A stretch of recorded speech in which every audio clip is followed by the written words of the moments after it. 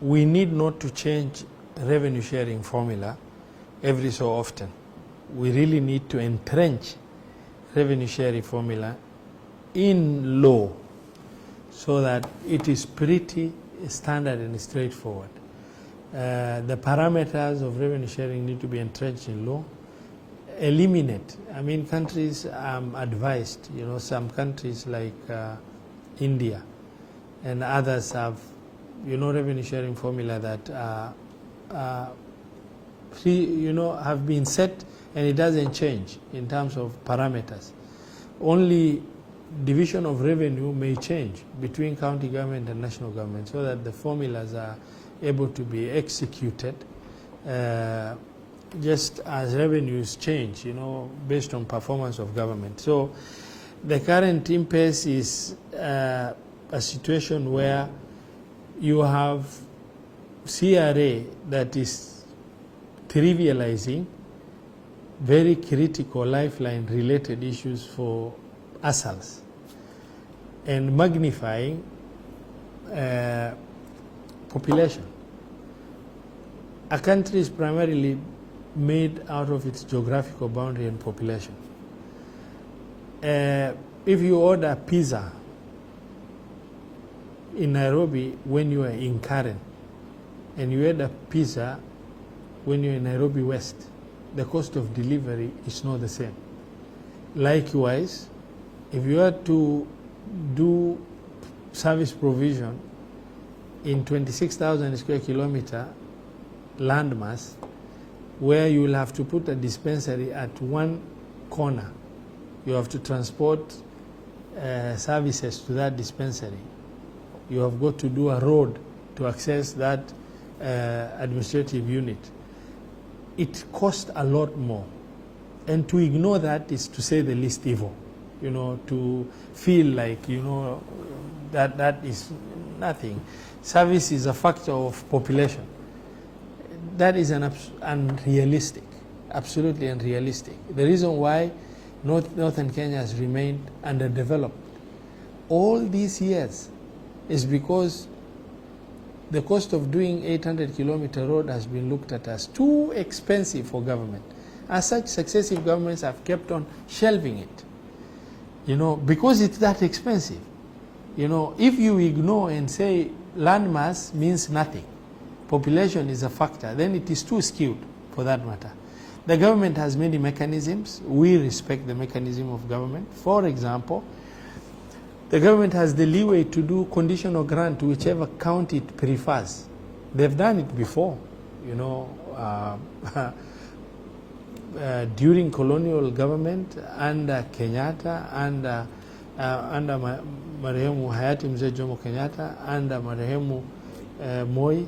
It has happened under Kibaki. And now it can happen, you know, that through conditional allocation, any county favored can be given extra amounts from the national coffers. Projects have been preferred and have been given to regions by choice of the government. We have no complaint about that. What is very sad is that we can't pass the revenue sharing formula because of the unfairness entrenched in it. And if you look at what we are discussing, is 10% of the 3 trillion budget. 316 billion out of 3 trillion is 10%. 90% of the money is still with the national government. The 90%, the government of Kenya has the freedom, the right, the will to decide to do projects as they see fit, including giving conditional grant in form of money to support the budgets of any given county. And so this issue of trying to change the formula and feeling out of the 10%, a region, 14 counties, 18 counties that have been subjected to resource denial for over 50 years, that have a state of underdevelopment second to none, should lose the little they're getting because some people feel, you know, the little you're getting under shareable revenue is too much for a region that has lost. I mean, I want to take an example. CRA's proposal is extremely ridiculous, and it's important that this is known. CRA has based virtually everything on population and neglected landmass. And CRA has proposed in health 17% of the revenues to be given, of what comes to counties to be given based on population of number of persons who have accessed outpatient services from health facilities and inpatient services from health facilities as contained in National Health Information System. Now, that is as ridiculous and as evil sounding as telling these marginalized counties, you know what, yeah, for the first 50 years we've denied you resources. And now moving forward, we will penalize you for denying you the resources.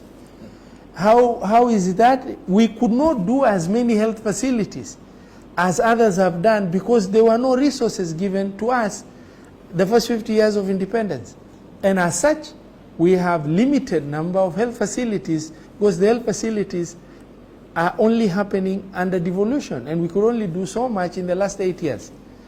Now, just because we don't have health facilities and the number of persons accessing outpatient and inpatient are fewer, then you put 17% based on the number of persons who have accessed, population who have accessed health facilities. So you are telling these marginalized counties, for 50 years, we've denied you money using sessional paper number 10 of 1965. And you know what? For subsequent years, we will penalize you for having denied you money so that you have not done your health infrastructure. And we will do that. No, they have allocated 10% for agriculture. The mainstay of the economy of 24 pastoral counties is livestock. Livestock has not been allocated anything. Agriculture was allocated 10%, and they said the number of rural health population and households and this issue. So why should agriculture be any more important than livestock that has supported the lifeline of a population who were denied the resources for 50 years? You know, the current oldest serving politicians in our region is like Senator Yusuf Haji. Senator Yusuf Haji's school fees was paid using livestock. Our entire livelihood has been supported. My fees was paid through livestock. Our lifeline is that livestock. When government disowned and denied us resources for 50 years, we survived using livestock. Our entire livelihood was livestock. Now, to CRA, livestock is useless. It doesn't mean anything. You know, agriculture is superb. Even in Nairobi. Yes, you know, agriculture is superb. So agriculture we reward.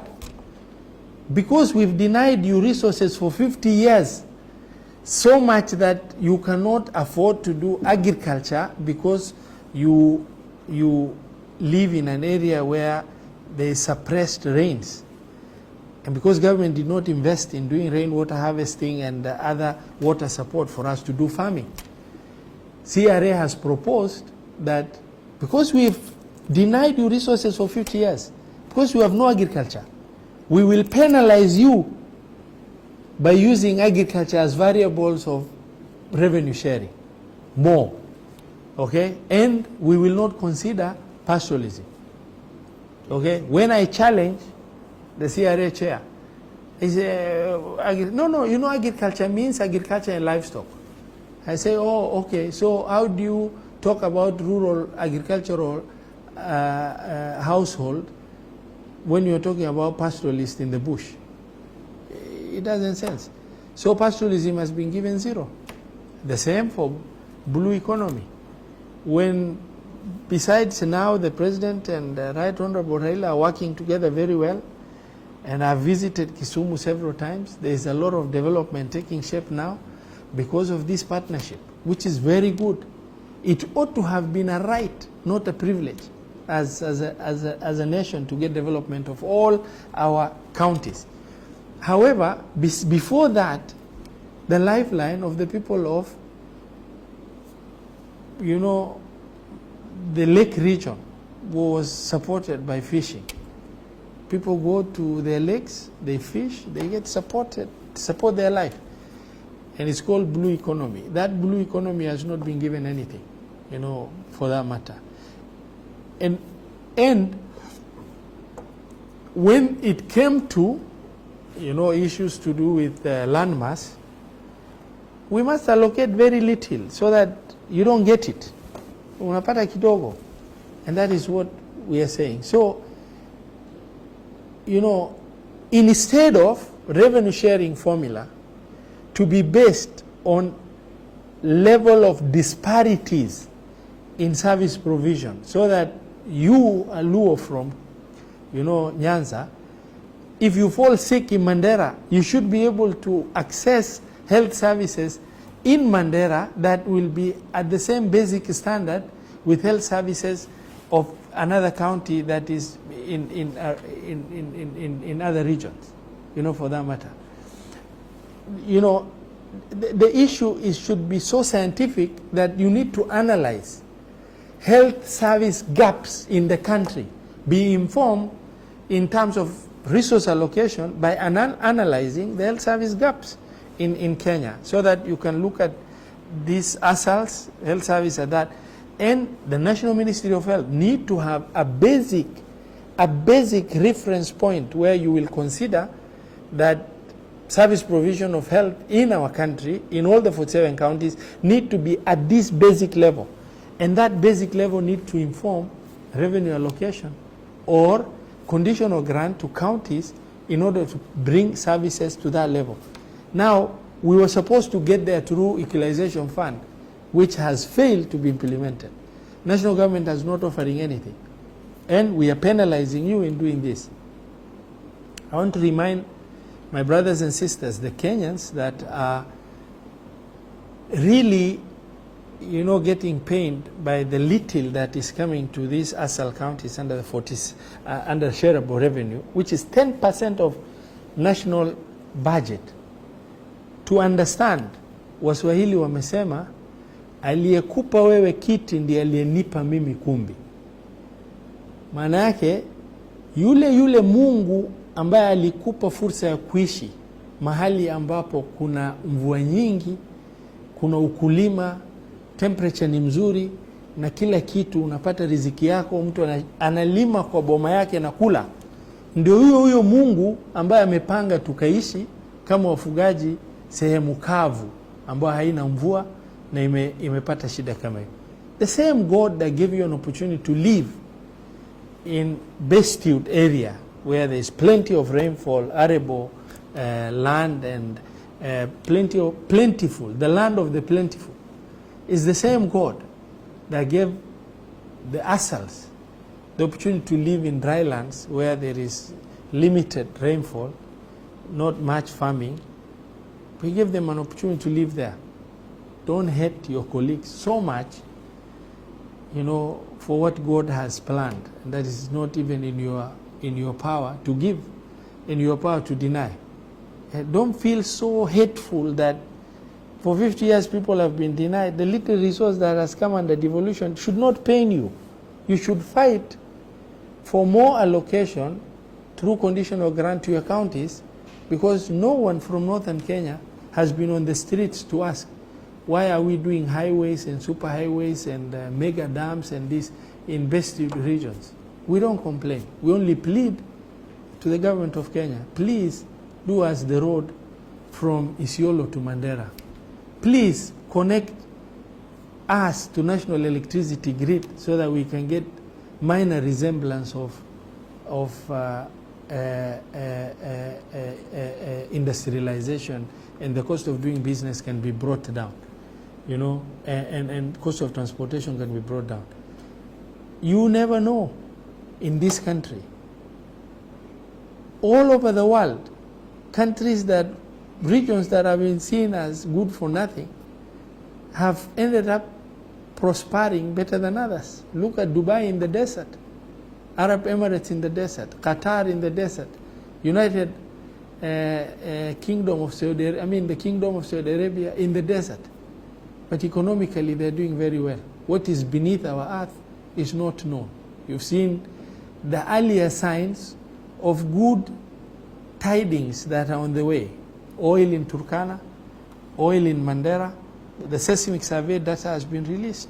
Plenty of deposit of oil in Mandera. Plenty of gas in Wajir and oil. Wind power in Marsabit and many others. Minerals in Banisa. God cannot be unfair. You can get forest and rainfall and a lot of farming. Those that you think have nothing might have a lot underneath. It could be nothing above, but below the surface, the opportunities available is unknown. We want to hold Kenya together as a country. We want to love each other as a country. We want to move forward as a country so that when opportunities present themselves in this region of resources, that the same sharing spirit is exercised so that people go. Now, if other areas, the land use has made it very congested. For example, in Kisii, Nyeri, Kiambu, name them. Expansive land is left in these asals. Unaanza kuambia watu leo, land is useless, take your land. Where do you go tomorrow? The only areas land is left is here. You need to develop these areas so that you will have more people leaving central Kenya and other regions coming to northern Kenya and thriving. For example, under devolution, Mandera had less than 300